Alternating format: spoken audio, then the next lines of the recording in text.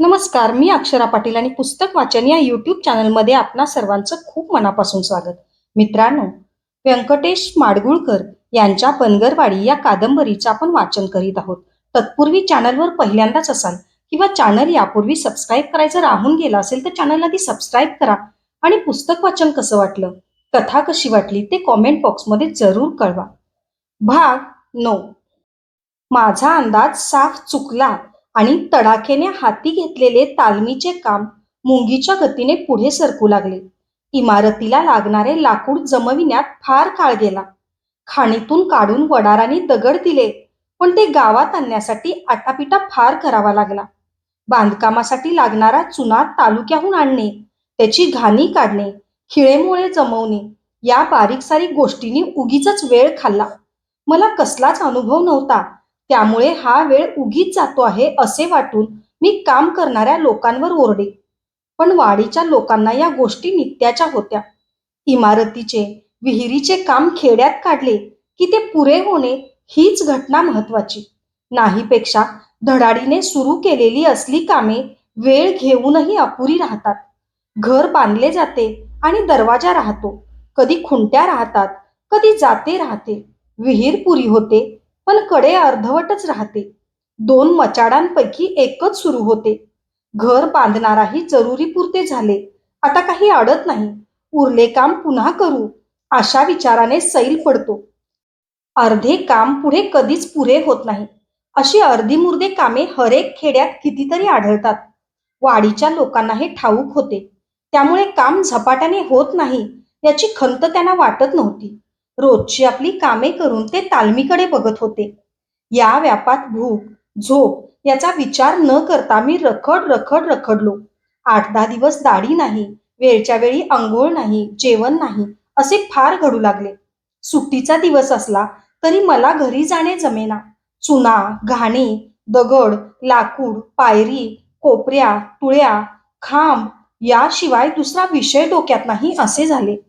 वाडीतल्या बैलगाड्या मोडल्या, दगड वाहून वाहून बैलगाड्या खचल्या, गवंड्यांनी केलेल्या ठोकाठोकींनी गावाचे कान किटले, रस्तोरस्ती कपऱ्या झाल्या, ढलप्यांचा ढीग पडला. हेलपाटे मारून मारून, पायपीट करून करून आयबूच्या पायाला कुरपे झाली.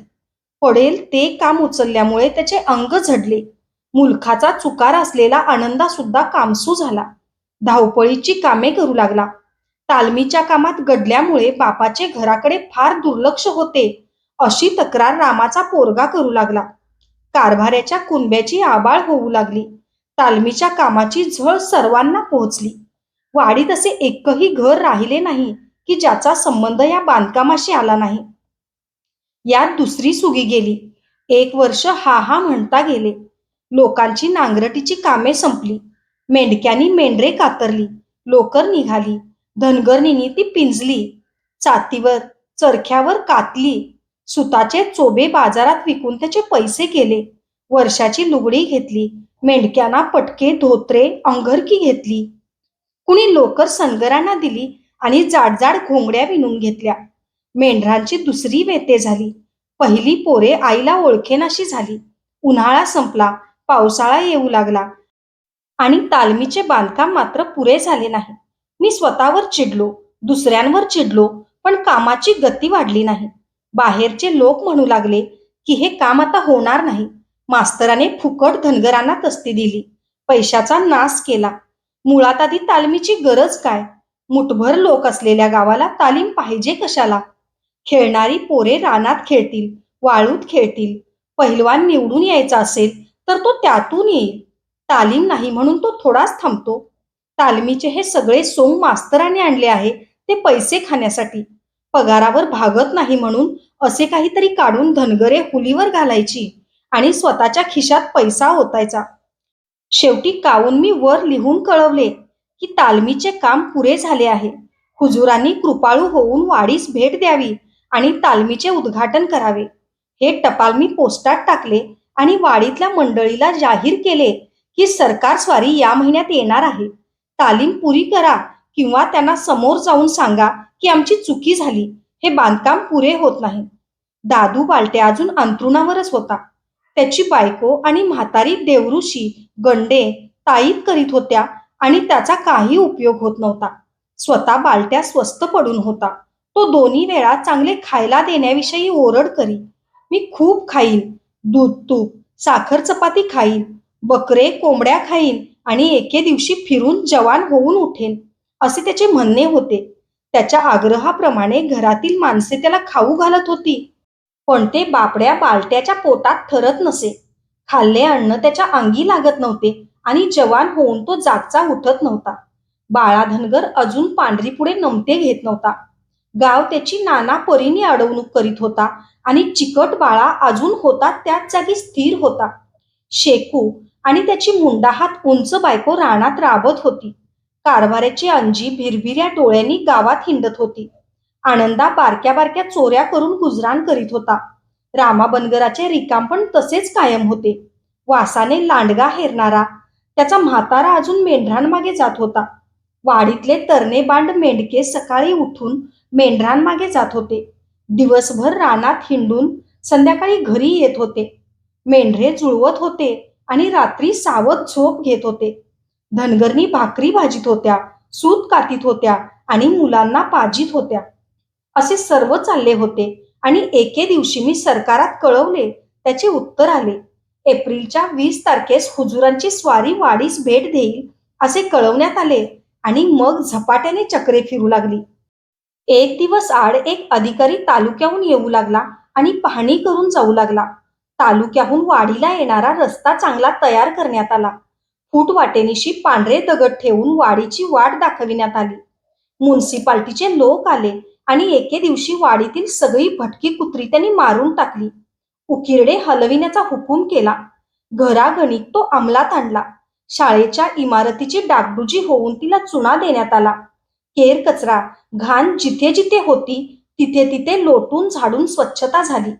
अधिकारी म्हणाले की गावात शिरताना महाराज एखाद्या वेळी सुरुवातीला लागणाऱ्या रामोसवाड्यात जातील. एखाद्या घरात शिरून चौकशी करतील.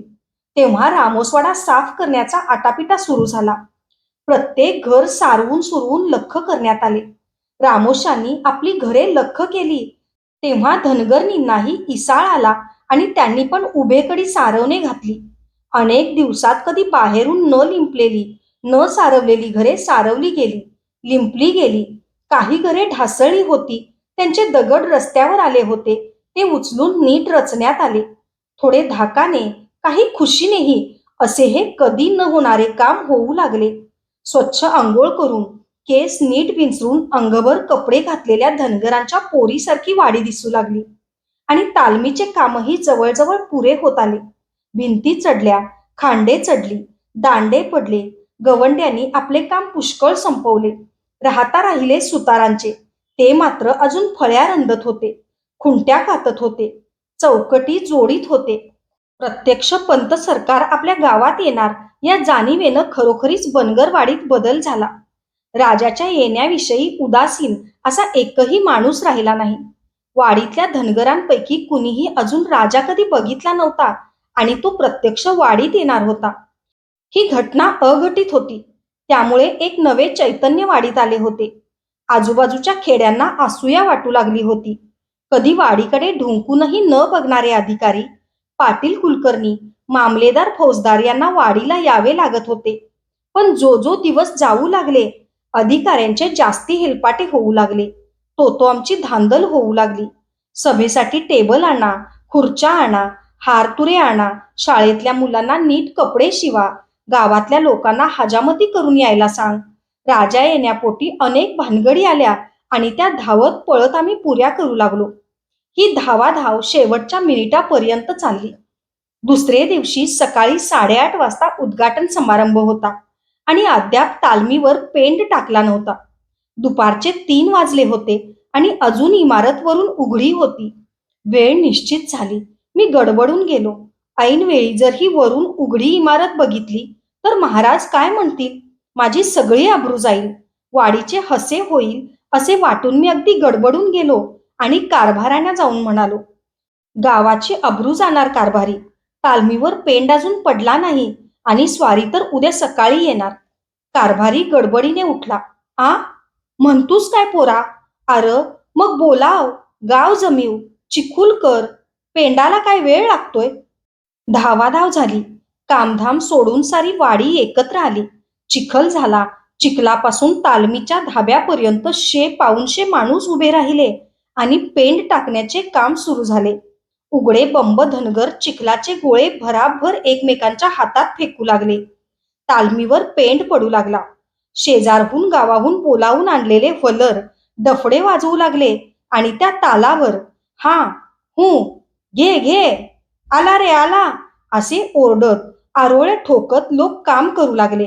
डफड्याने घाई घेतली होती आणि 150-200 हात काम करीत होते. संध्याकाळ झाली. अंधार पडला. अगोदर व्यवस्था असल्यामुळे गॅसच्या बत्त्या पेटल्या आणि त्यात काम चालू झाले. काम करून करून लोक आंबले. थोडी ढिलाई आली की कारभारी ओरडे, आयबू आरोळ्या मारी आणि पुन्हा नेट येई. गोंधळ चालला होता. सारे गाव जागत होते. तोरणे बांधली जात होती. सरकार वेशीत येताच त्यांना 21 बैलांच्या रथातून आणायचे होते. त्यासाठी बैल गोळा होत होते. रथ शृंगारला जात होता. बंदोबस्तासाठी पोलीस अधिकारी अगोदरच आले होते. ते उगीच दमदाटी देत होते. स्वारी उद्या येणार आणि अद्याप तुमची तयारी नाही याबद्दल काळजी व्यक्त करीत होते आणि पेंड टाकायचे काम बत्त्या लावून चाललेच होते. मध्यानरात्र टळून गेली. काम आवाक्यात येऊ लागले आणि एकाएकी वर कडेला उभा राहून चिखलाचे गोळे झेलणारा आयबू खाली कोसळला. दगडाच्या राशीवर कोसळला. कोसळताना मेलो मेलो असे भयंकर ओरडला. मी शाळेत उद्याच्या समारंभाची जुळवाजुळव करत बसलो होतो. कारभारी मिरवणुकीचा रथ सजविण्याच्या मागे होता. रामा तोरणे लावित होता. आयबू पडला तेव्हा त्या जागी आमच्यापैकी कोणीच हजर नव्हते. तो पडला आणि तत्काळ बेशुद्ध झाला. पेंड टाकायचे काम थांबले. सर्वजण आपापली जागा सोडून आयबूभोवती गोळा झाले. मुलांनी मेला, मुलांनी मेला असा ओरडा झाला. अगोदरच गोंधळ, आरडाओरडा इतका चालला होता की आम्ही जवळपास असूनही या ओरड्याचा पत्ता कुणाला लागला नाही. आनंदा धावत कारभाऱ्यापाशी गेला आणि म्हणाला, आयब्या मुलांनी पडला, त्याला झेंडू फुटलाय. तालमीपाशी कारभाऱ्याने काम थांबविलेले बघितले तेव्हा तो म्हणाला, आर तुम्ही गप का? मुलांनी पडलाय, पडू द्या, तुम्ही कामाला लागा. आणि त्याने लोकांना हाकून पेंड टाकायला लावले. आयबूला उचलून माझ्या खोलीत नेऊन टाकले आणि काम सुरू झाले. पहाटेचा कोंबडा ओरडला होता. उजडायला आले होते. आता फॉ करून मोटार येणार होती. कुणाला मरायला सुद्धा सवड नव्हती. तिथे रडायला काय असणार? कांदा फोडून आयबूला हुंगायला दिला. माथ्यावर पाणी मारले. आयबू डोळे उघडीना तेव्हा दार ओढून घेऊन कारभारी बाहेर आला आणि कामाला लागला. हे लग्नकार्यच होते. मेलेमडे झाकून ते उरकणे आवश्यक होते. पेंड टाकून पुरा झाला आणि टळटळीत उजाडले. अंघोळी करण्यासाठी चिखलाने बरबटलेली अंगे धुण्यासाठी लोक विहिरी ओढ्यावर गेले. 4-6 रामोशांना वाटेने पुढे पिटाळले. शिंगवाला उंच झाडावर बसविला. लांब 2 मैलांवर मोटार दिसताच त्यांनी इशारा करावा असा संकेत ठरला आणि बरोबर 8-8:15च्या सुमारास खुणेचे शिंग वाजले. आले आले सरकार आले म्हणून धावाधाव झाली. पोरे काखेला मारून धनगरनी वेशीकडे धावू लागल्या. बंदोबस्तासाठी पुढे आलेल्या शिपायांनी त्यांना दटावून परत पाठविले. रथाला बैल झुंपून आम्ही तयार राहिलो. राजा गावात येताच गावच्या पाटलाने हातात एक नारळ आणि रुपया घेऊन त्यांना सामोरे जायचे असा रिवाज होता. आमच्या वाडीला पाटील नव्हता आणि कुलकर्णी नव्हता. तेव्हा सरकारस्वारी येणार म्हणून आलेला शेजारच्या गावचा पाटील लुडबुडू लागला. मी त्याला गप्प केले आणि तांबडे भडक्क मुंडासे आणि खळीचा वास येत असलेला कोरा गोल अंगरका घातलेल्या आमच्या कारभाऱ्याने नारळ द्यावा असे ठरवून टाकले. वेशीशी आरत्या घेऊन काही सुवासिनी उभ्या केल्या. वरचेवर टाचा वर करून टेकावर मोटार दिसते का हे लोक पाहत होते. आवाज स्पष्ट ऐकू येत होता. वाटेवर बसविलेली रामोशांची पोरे धावत पळत आली आणि धापा टाकीत त्यांनी सांगितले, आली मोटार, मावले आईच्या टेकापाशी आली. सर्वांनी टोप्या पदके नीट केली. अधिकाऱ्यांनी कोटाची बटणे लावून शर्ट खाली ओढले आणि रस्त्यावर उभ्या असलेल्या शिपायांनी शिट्ट्या फुंकल्या. सरकारची तांबडी पाटी असलेली कोरी चकचकीत गाडी वेशीत येऊन उभी राहिली. मी लगबगीने पुढे झालो. शिक्षण अधिकारी सोबत होते. सरकारांना लवून नमस्कार करताच ते म्हणाले, "हे इथले मास्तर." अंगठ्यांनी भरलेले हात जोडून सरकार म्हणाले, "जयदेवा." सगळे भराभर वाकले. धनगरांनी जमिनीला हात लावून आपल्या राजाला नमस्कार केला. मग मामलेदार पुढे आले आणि आदबशीरपणे म्हणाले, "इथून गावात रथातून यावं असं म्हणणं आहे." सरकार म्हणाले, "हो हो, जाऊ ना." हुजऱ्याने दार उघडले. महाराज बाहेर आले. गोरा पाण भव्य असा राजा धनगरांनी पाहिला. त्याच्या डोक्यावर तांबडी भडक्क पगडी होती. अंगात खादीचा पांढरा शुभ्र लांब कोट होता. खाली शुभ्र सुरवार होती. पायात तांबडा भडक जोडा होता. झगझगीत काठ असलेली उपरण्याची पट्टी त्यांच्या रुंद छातीवर होती. मोठे मोठे डोळे, तरतरीत नाक, शुभ्र होत चाललेल्या भरघोस मिशा असलेला राजा काठीचा आधार घेत रथाकडे चालला आणि धनगरांच्या बायका एकमेकींना म्हणाल्या, "राजा ठकला. त्याला आता काठीवर चालावं लागतंय." मी कारभाऱ्याला खून केली. त्याने धीराने पुढे होऊन नारळ रुपया असलेले ताट पुढे केले. राजाने त्याला हात लावला आणि कारभाऱ्याच्या खांद्यावर एक हात ठेवून म्हटले, "काय पाटील, बरे आहे ना?" कारभारी आदबशीरपणे हसला आणि मान हलवीत म्हणाला, "होय जी सरकार, होय जी सरकार." राजाने मग रथावर चढतानाही कारभाऱ्याच्या खांद्याचा आधार घेतला. रथात बसताच बैल धरून राहिलेल्या लोकांनी इशारा केला. बैल रथ ओढू लागले. शिंगे वाजली, सनई ताशा वाजला. धनगरांनी राजाच्या नावाचा जय जयकार केला. शाळेतल्या मुलांनी राजा चिराई होवो म्हटले आणि पुढे आलेल्या सुवासिनींनी आरत्या ओवाळल्या. राजा गावात आला. 30-35 धनगरांची खोपटे असलेल्या या गावात राजा आला. तालमीचे बंदद्वार राजाने आपल्या हाताने उघडले. पुन्हा शिंगे वाजली. वाजंत्रीवाल्यांनी गजर केला. ती मोठी तालीम, हौदा, लाल माती बघून राजाला आनंद झाला. तो म्हणाला, "कुठाय तो मास्तर?" मी हात जोडून पुढे उभा राहिलो. "छान, छान केलंस रे मुला हे तू. काय नाव तुझं?" मी म्हणालो, "राजाराम विठ्ठल सौंदनीकर." मामलेदारांनी खुलासा केला, "विठ्ठल धोंडोचा मुलगा. बारनिशी कारकून आहेत आपल्या इथं." सरकार म्हणाले, "असं? चांगलं आहे, उत्तम आहे. ज्ञानाबरोबर बलोपासना झालीच पाहिजे." माझा ऊर आनंदाने भरून आला. अंगावर झरकन काटा उठून गेला. घशात आवंढा आला. मला वाटले की आपल्या डोळ्यांना पाणी येणार. तालमीतल्या मारुतीला महाराजांनी स्वतः नारळ फोडला आणि मग सभा सुरू झाली. मी माझे भाषण लिहून काढले होते.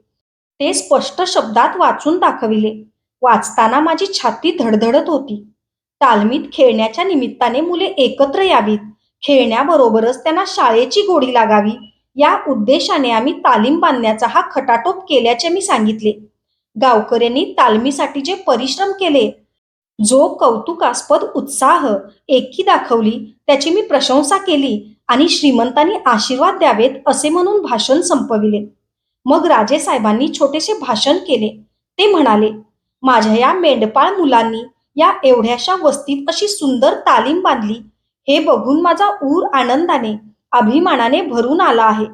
बलोपासना आणि ज्ञानसंवर्धन हे माझ्या संस्थानाचे ध्येय आहे." संस्थानातील विद्यार्थी म्हटला की त्याची छाती रुंद असावी, बाहू पिळदार असावेत, बुद्धी तल्लक असावी, असा माझा आग्रह आहे. तो आग्रह मी सतत बोलून दाखवित असतो. माझे बोलणे इथल्या धनगरापर्यंत पोहोचले असेल याची मला कल्पना नव्हती. ते पोहोचले आहे आणि प्रत्यक्षातही उतरते आहे हे बघून मी चकित झालो आहे. तुमच्या या राजाची छाती 2 इंच जास्त फुगली आहे. जगदंबा तुम्हाला सद्बुद्धी देवो, तुमचे कल्याण करो. मग मी आभार मानले. सर्वांचे कृतज्ञतापूर्वक आभार मानले. मुलांनी वंदे मातरम म्हटले आणि समारंभ संपला. महाराजांची मोटार धूळ उडवीत निघून गेली. सायकलीवरून, बैलगाड्यातून इतर अधिकारी निघून गेले. राजा कसा दिसला, कसा बोलला याची चर्चा घरोघर सुरू झाली. राजा निघून गेला. समारंभ संपला तरी धनगरांचा आनंद संपला नाही. ते जागोजागी टोळकी करून मोठमोठ्याने बोलत राहिले. हा आनंद त्यांना कित्येक दिवस पुरणार होता. या सगळ्या समारंभात फक्त 2 जण आले नाहीत, बाळा बनगर आणि दादू बालट्या. बाळाला राजा येणार हे समजले. बघायला चल म्हणून कोणी बोलले तेव्हा तो म्हणाला, माझं काम सोडून मी येत नाही. राजा आला असल, तो काही माझी चूल चालवीत नाही. बालट्याचा सारखा तडफडाट चालला होता, पण त्याला उठणे अशक्य होते. कारभाऱ्याला घरी बोलावून तो म्हणाला, मला राजाला बघायला यायचं आहे रे. पाटकुळी घेऊन तिथपातूर चला कुणी. पण कारभाऱ्याला भीती वाटली. हा आचरट माणूस काहीतरी बोलेल, मारल्याचे सांगेल, म्हणून त्याला कुणी येऊ दिले नाही. बालट्याने सर्वांना शिव्या घातल्या, आरडाओरडा केला, पण कुणी त्याच्याकडे लक्ष दिले नाही. समारंभ संपला आणि मग मला कुणीसे सांगितले की आयबू तालमीवरून पडला. जबरदस्त मार लागला. त्याला ओढून खोलीत टाकला. माझ्या आनंदावर एकदम विरजण पडले. घाबऱ्या घुबऱ्या मी घरी आलो. कडी उघडून आत गेलो. पालता होऊन आयबू घोंगड्यावर पडला होता. माझ्या काळजाचा थरकाप झाला. राजा गावात यावा यासाठीच आयबूने आपला बळी दिला का? मी मोठ्याने ओरडलो, आयबू, आयबू, आहेस का? त्याला पालथ्याचा उताना करून मी त्याच्या तोंडाकडे बघितले. त्याने मिटलेले डोळे उघडून थंड नजरेने पाहिले. सावकाश होणारा त्याचा उष्ण श्वास माझ्या गालांना जाणवत होता. क्षणभर उघडलेले डोळे त्यानं पुन्हा मिटून घेतले आणि तो विव्हळला. मी विचारले, आयबू, तुला काय झालं? फार लागलं का? आयबू, अरे तुला काय होतंय? आयबूने डोळे उघडले. खोल आवाजात तो म्हणाला, मास्तर, राजा आला का? अरे, आला. येऊन गेला सुद्धा. तुला काय झालं? कसा पडलास? आयबूचा चेहरा विलक्षण दुःखी झाला. तो म्हणाला, राजा आला, आम्हाला बघायला नाही मिळाला. आणि उतान्याचा पालता होऊन तो पुन्हा पडून राहिला. धन्यवाद. अशाच नवनवीन आणि विविध विषयांवरच्या कथा, कविता आणि पुस्तकांसाठी पुस्तक वाचन बाय अक्षरा पाटील हे चॅनल सबस्क्राईब करा. आणि पुस्तक वाचन कसं वाटलं, कादंबरी कशी वाटली ते कमेंट बॉक्समध्ये जरूर कळवा. थँक्यू.